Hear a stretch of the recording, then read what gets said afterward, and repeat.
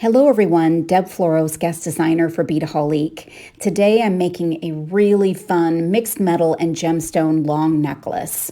I'm using a combination of some beautiful nun design tube beads and dagger pendants, as well as some Dakota Stones impression jasper and some Tierra Casts daisy spacers. Also using some Toho size 11 seed beads in a couple of different colors and some textured link cable chain. I am stringing on a pattern of seed beads, daisy spacers, and gemstones, and then a section of daisy spacers, seed beads, and tube beads. Then I've got the focal section of the necklace, which has a couple of the impression jasper beads and the daggers. To finish this section of the necklace, we're going to create some beaded loops.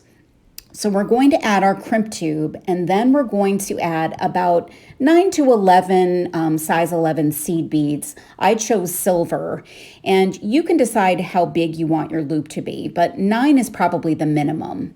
Now, when you create a beaded loop like this, the first end is pretty easy because you can move things around. When you get to the other side, be very, very careful not to crimp your seed beads and crack them. So manipulate those beads around a little bit and very carefully insert your crimp pliers into that little section you've got to crimp. And once you've got your crimped loops, you can add chain to finish this off. So I just took my beautiful chain and opened up the end links with chain nose pliers and attached them right to my beaded loops and close them up. Now you could leave it like this and leave this an overhead necklace, but you can also add a lobster claw. You will need a tiny little jump ring to attach your lobster claw to the chain, but then your lobster claw can attach anywhere on the other side of your chain, which also makes the necklace sizable.